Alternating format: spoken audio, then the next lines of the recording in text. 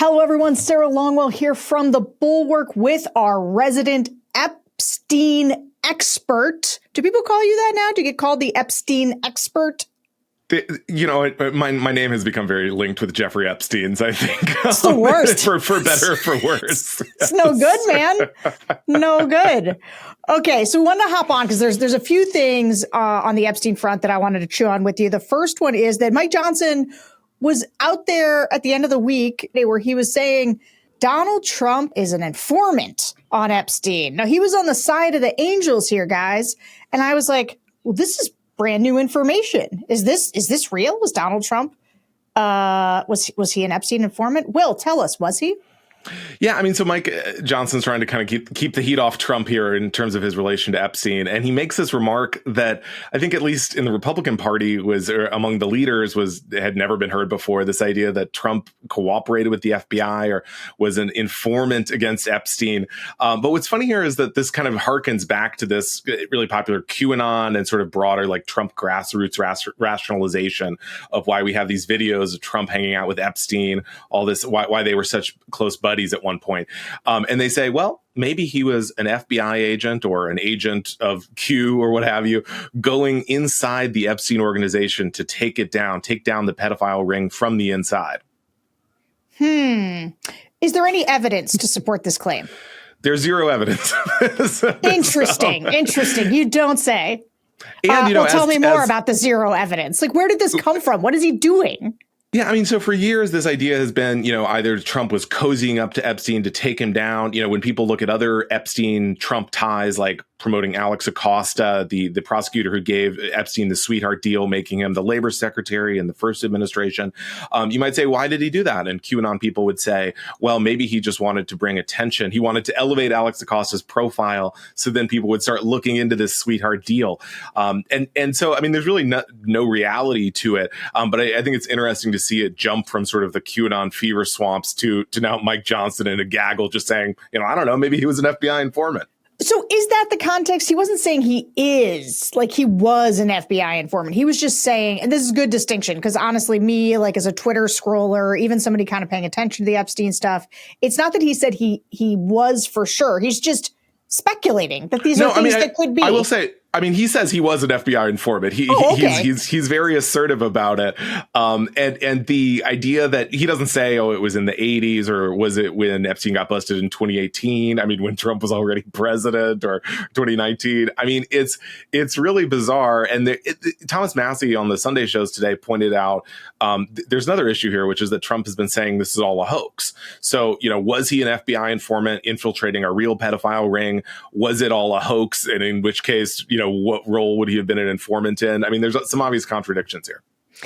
Right. But that also assumes that Trump is using the term hoax with its actual meaning as opposed to hoax as in something I just don't want to talk about as Donald Trump, which seems to be how he uses hoax in terms of Epstein. Because I don't think he denies that Epstein was a pedophile. Although maybe he does. I mean, we have seen almost nothing from Donald Trump, certainly nothing condemning Epstein. The only thing we've seen is him wishing Ghislaine Maxwell well upon her conviction, and then obviously giving her this sweetheart deal, which I want to get to the Ro Khanna, the Sunday shows, just because there was something that was a bit of breaking news to me, which is that they said he was on with Massey, and they said they have the 218 votes to get the DOJ to release the Epstein files. And it was weird because I watched the clip and it was Ro Khanna sort of said, oh, well, we have the votes. And then he kind of like moved on to something else. And I was like, wait, hold on. Do you have the votes? Are we going to get this discharge? And he says by the end of September. Does that sound right to you? Do they have them? I mean, that's definitely news if they do. I mean, last week we saw the press conference with the Epstein victims and Thomas Massey and Ro Khanna, and basically they were short 2 Republican votes. They have Marjorie Taylor Greene, Lauren Boebert, and Nancy Mace, I believe. And so they're with short. Massey, that's 4. Yes, exactly. And so they need 2 votes. And increasingly we've seen, I think, the administration's efforts to suggest that, that this is a Democratic hoax or what have you are bearing fruit. There were a lot more co-sponsors of this bill on the Republican side initially. And now they've kind of drifted off. I think we're seeing a lot more right-wing media figures who are attacking the victims or saying, wait a minute, maybe this is all a hoax. And so if they've got 2 more, I mean, good for them. I think we'll just have to see who it is and if that's true. Well, the thing that he said today was not that they had 2 more Republican votes, which is actually how I read it first, too. He went on something about how there's 2 Democratic vacancies and that they're going to get those votes and they're going to come in by the end of September. And so it was a little bit odd to me, too, in the sense that I thought like, oh, wow, did they find 2 more Republicans? And it actually sounded like there are some vacancies that they think they can fill by the end of September on the Democrat side, which will bring them the 2 additional votes that they need. And so I guess if that's the case, though, what happens? Because I've always been like, okay, well, let's say they get to 218. Then what? Does Mike Johnson shut down Congress like he did last time when it looked like they were going to vote on a discharge petition? Is that what he'll do? I mean, I think that's very possible. I mean, we saw, as you said, I mean, he shut down the House early, basically to avoid this and to let the White House work their pressure. I mean, we've seen that the White House is saying that, this is a hostile act to be supporting Massey and Ro Khanna here. And, I mean, they're probably hoping that, as they get closer to the midterms, Republicans will get distracted and they can pressure them. I mean, who knows what kind of pacts they could whir up. And like I said, I mean, I think the energy on the right, there's still a lot of like in right wing media, a lot of like, oh, these Democrats are going to be so mad when we get the Epstein files, but then they won't talk about this discharge petition. And, we can see people like James Comer, the Republican leading the House Oversight Committee, they're throwing out these kind of like these distractions or these kind of quasi efforts to say, well, we released all these public files and really it's case closed now. I'm glad you used the word distractions because there was a piece today that I saw, maybe it was earlier than today, I'm not sure when it was published, but it was in The Atlantic by Mark Leibovich, who I like very much and who I know and has been on the pods. And it was an interesting piece. It quoted Bill, quoted my friend Dan Pfeiffer, but it was about the idea that Democrats now are too fixated on Epstein and are saying that anything that Trump does is a distraction from Epstein and that this is a bad idea. Pfeiffer was sort of quoted saying this is a stupid thing to do because ultimately, if Trump is invading cities, like that is a thing to take seriously on its own. You can't just say they're all a distraction from Epstein.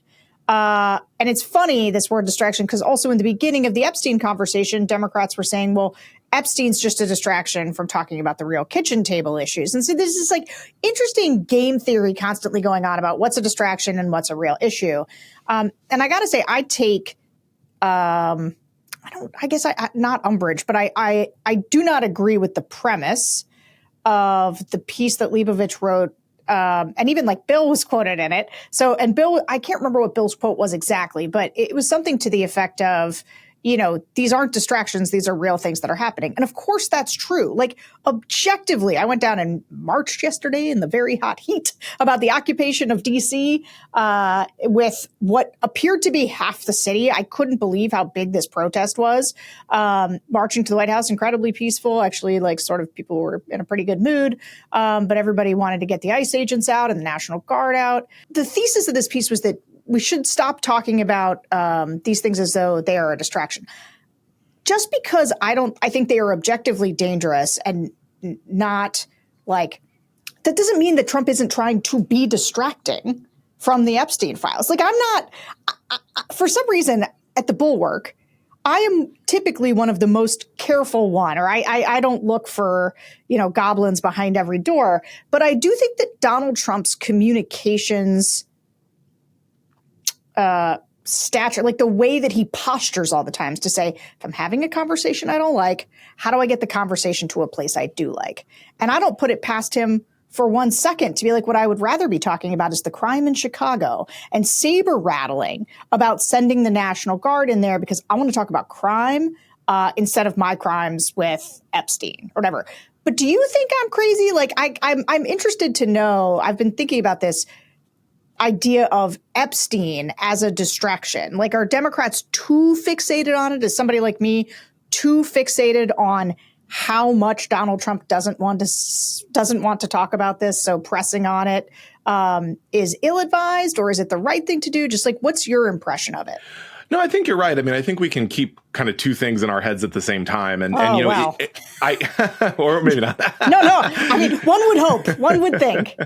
But I mean, I don't think it's an accident that a lot of this, like the occupation of DC, all this stuff really, and I think I'm probably forgetting 3 or 4 other storylines the administration has advanced, that all really kicked off when the Epstein stuff was at its direst point so far for Trump. And yeah, I mean, these are also things that were already on the Trump agenda, I think. I mean, it's not like it's out of character for him to want big immigration sweeps in DC, things like that. But I do think, you know, if we're looking at the whole picture, I think the Epstein distraction is part of that. And, you know, also like politically, I don't think it's bad for, I mean, look, I don't think Democrats should focus everything they have on Epstein. But this is a salient issue for a lot of independent voters. And I think it's one that also depresses Republicans. And so I don't think it's a bad idea for Democrats to be like, by the way, remember when Trump weirdly covered up that pedophile ring? I mean, that is really weird. I mean, we can get so obsessed with the news of the day, but then I think about it, I'm like, that was really weird when they suddenly changed course on that. It is so weird, Will. It is so weird. This is the thing I cannot get over. I was on C-SPAN on Friday. I was on C-SPAN in the morning, and we were just talking Epstein. And so I'm taking callers, and the Republicans were all like, why didn't Joe Biden release these when he was president? And I was like, you know, I hear that dodge from folks. And also somebody called in to say, well, Epstein killed himself when Joe Biden was president and whatever. And I had to be like, guys, Epstein died in like August of 2019. Like Donald Trump was firmly still president when Epstein was killed. And the extent to which Donald Trump seems to not want to talk about Epstein is wild. I mean, and the way he's called the influencers, like he called clearly Charlie Kirk and these other guys and backed them off of this conversation. I don't know why Joe Biden didn't release these files. What I do know is that Joe Biden didn't run on, his entire cabinet didn't run on releasing the files. And in fact, we were in the middle of COVID.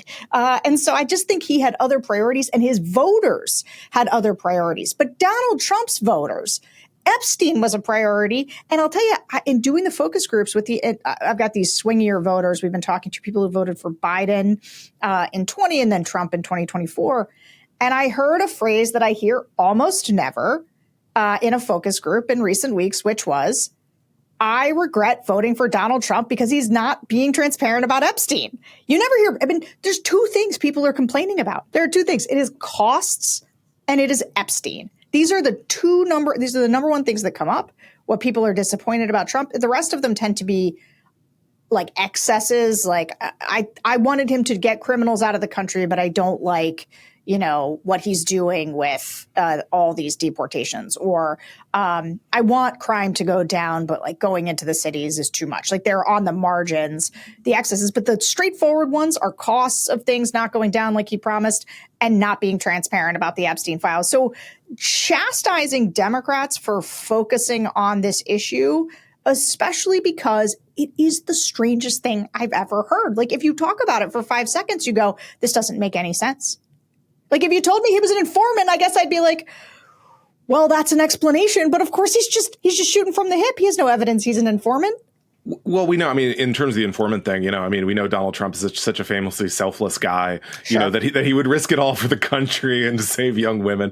But I mean, like, you're right. I mean, I think it's an awkward issue for Democrats because Democrats want to be focusing on policy things. I think they feel that this kind of smacks of conspiratorialism. And they think, you know, they want to be on to big things like government occupations of cities, things like this. But, you know, the reality is, I think voters care a lot about it. And again, you know, like we've been talking about, I think we care a lot about it. I mean, just as people. I mean, I think we do try to do this a lot at the Bulwark, I think. But sometimes you kind of just have to get in touch with these big Trump issues that we almost seem passé, or like, oh yeah, this is the world we live in. And just say, this is crazy, you know, and kind of get in touch with that outrage. And I think Democrats would be well served to do that. Yeah, I think pushing for answers from this. And, you know, I think what I thought you were going to say is that, and maybe this is what you meant, we often end up in sort of the political implications of things. Like that's what we're working over because we're politicos like that. But this Epstein thing has a deeply corrupt moral issue at its base. Like I was so glad to see the survivors testify this week and to be out there saying, like, we're real people here. who, like, terrible things happened in our lives, and we deserve answers. We deserve justice. We don't think Ghislaine Maxwell should get to go to Club Fed and be treated like the Martha Stewart of the prison system. And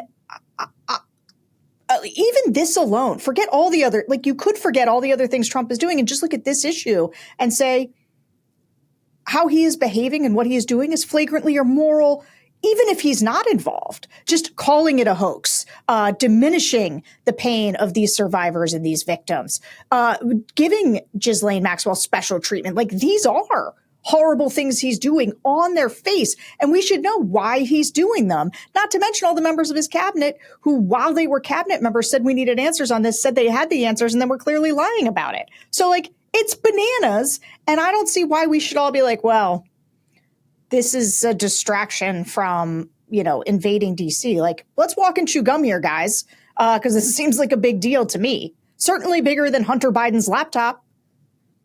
Yeah, I mean, I think Democrats should look at this and say, at the point where Mike Johnson is saying Trump is an FBI informant, I mean, I think that's a sign of desperation. I agree. Will, I'm glad you're our Epstein expert. Of course. All right, guys. Thanks for watching one of our takes here. Go subscribe. Subscribe to the channel. Helps us out a lot. We're trying to get to 2 million fast. Come on, go do it. If you haven't hit that button, go do it. Subscribe to Bulwark Plus. But thanks for watching. We'll talk to you soon.